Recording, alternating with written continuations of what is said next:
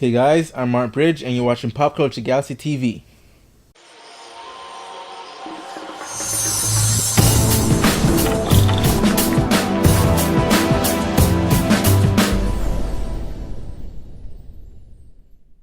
Alright, to start off, we're gonna discuss some box office news, and man, Star Wars is just dominating everything. It's shattering records left and right. Like, it destroyed Jurassic Park's record. Oh, Jurassic World. It destroyed Iron Man record. It destroyed it's just dominating the box office. And the next milestone that it reached is it conquered domestically Titanic's number 2 spot. So Titanic was sitting at around 640 million at the box office domestically.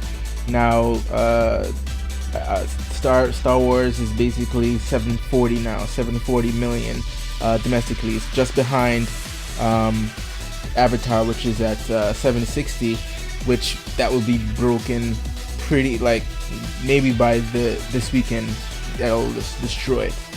So Star Wars is looking to be number 1 all-time domestic box office. Still can't touch Avatar yet worldwide, because Avatar is sitting at about $2.7 billion in box office receipts. Now, movie hasn't come out in China yet.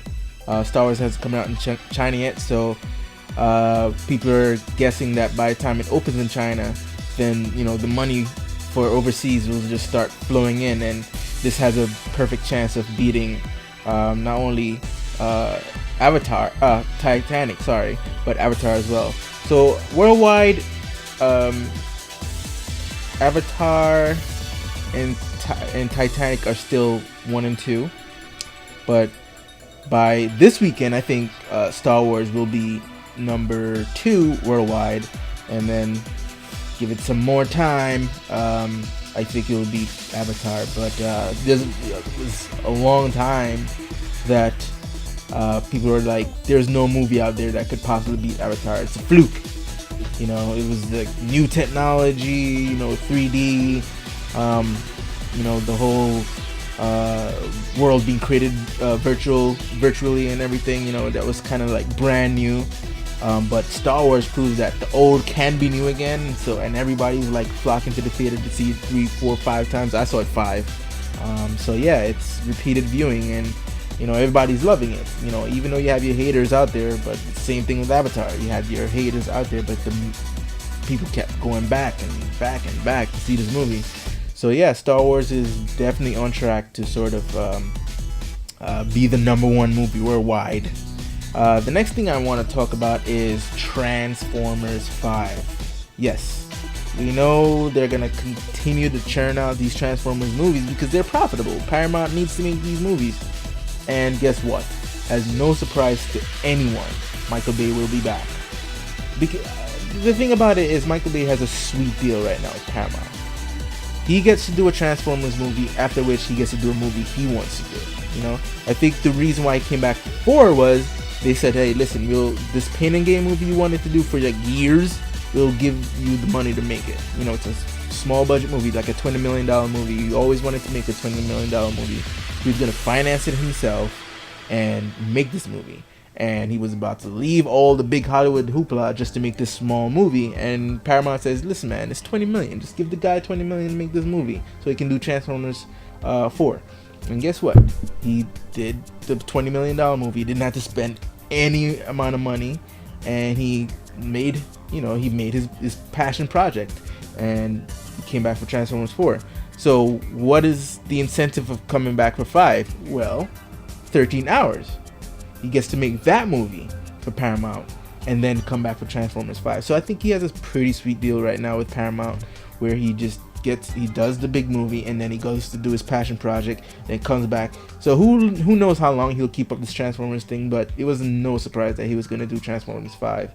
And then on other news with Michael Bay, he mentioned that Krang will be the villain in Teenage Mutant Ninja Turtles Out of the Shadows. I mean, we saw from the trailer that you saw a little bit of, Portal, Alien, Dimension X stuff. So, Krang wasn't far behind with that one. So it's nice to get a confirmation that he'll be a villain and not maybe like a surprise cameo at the end, like a tag scene or something like that. Which begs the question, what role will Shredder play? Will he play the same role that he did in the 80s cartoon where he was just like one of Krang's henchmen, funny bumbling Shredder?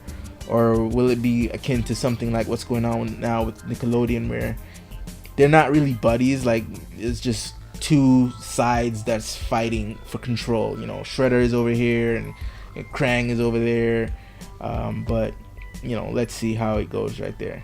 And then the final topic I'm going to talk about is Game of Thrones season 6 is coming out in April, and the hopes was that we'll get either around the same time or maybe before we'll get the 6th book in George Martin's big Game of Thrones series. Winds in the Winter was the book is supposedly titled, but George came on and said, listen, don't expect that book anytime soon. The thing about it is he admits, like, listen, I easily get distracted. When the show became a hit, he was writing for the show, he was making all these tours, he was going all around the world, people invited him to places, and he's like, listen man, I get invited to Dubai for free, I'm taking it. So he's honest about his distraction. The thing about it is, like, there's only so far his honesty will take him. It's like there's been countless articles and video blogs about how we should sort of let the man be, like he'll finish the story when he's ready, like it's his story. We get that, I understand that. I'm not fighting that at all. My thing is, you kind of also have a responsibilities to your reader, right? Like, if you look at J.K. Rowling, she wrote like 7 books in less than 10 years. You have Susan Collins, I think, who did the Hunger Games. You have countless authors who started like these multi-book sagas and finished them and wrapped it all up. And this story began in 91, I think. So I wasn't a fan until the show came out. So this isn't really for me. Like, I'm a bandwagon jumper too. So I'm gonna admit I jumped on that bandwagon like, come on, you know what I mean? But you have your the readers who started your story in 91. Imagine those guys who started the story, and it's 20 years later and the story isn't finished. That is ridiculous. You know what I mean? Like, that is ridiculous. You can't do that. You have, and the thing about it, he got a little bit cocky. He was like, there's so much story in my books that there's no way HBO will ever catch up. The thing about what HBO is doing is, like, they're cutting out a lot of stuff. They're cutting out a lot of stuff. I'm telling you. Some of the stuff are bad, or it's good that they're cutting out, because it's like, there was a large chunk of his books that are like, yeah, I can just skip to that, just skip it.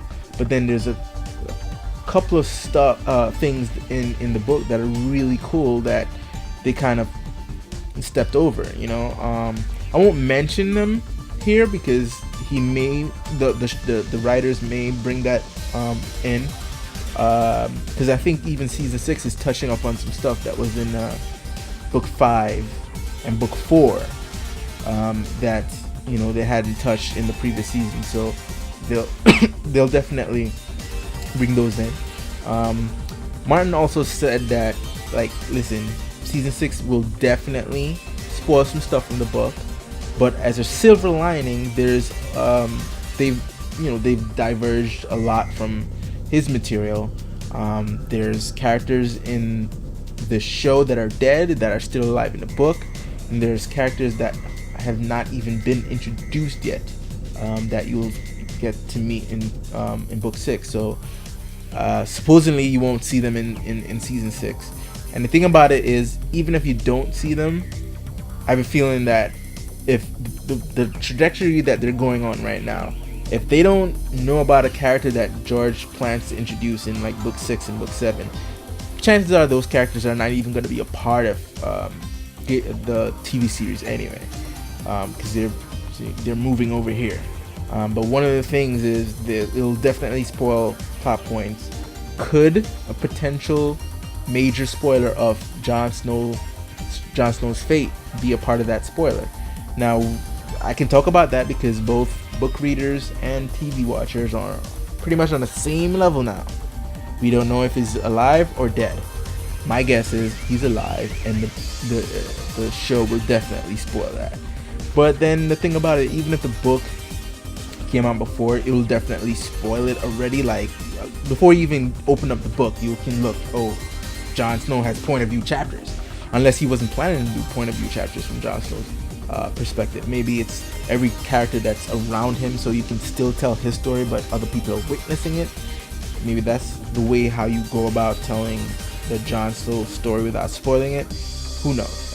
But yeah, so no dice on a book 6 by the time season 6 comes around, and even when season 6 comes out, it probably won't be, you'll probably be months, even might be next year. Who knows?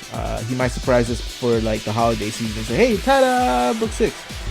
But like he's pretty much saying, don't hold your breath, guys. It's not coming out for now. But this guy really needs to sit down and write those books, man, because we have 2 more books. It's Winds of Winter, and I forgot what book 7 is called. So, some land crap, I don't know. But he needs to really write these books, because Game of Thrones, the show, is catching up. It's catching up. Alright, guys, so that will bring us to the end of this episode. You can find me on Twitter. I'm at Monkey Tundra. You can like and subscribe this video, subscribe to my channel, visit PopCulture Galaxy for all your entertainment goodies, and like us on Facebook. That's facebook.com/PopCulture Galaxy. So until next time, folks, I want to say peace.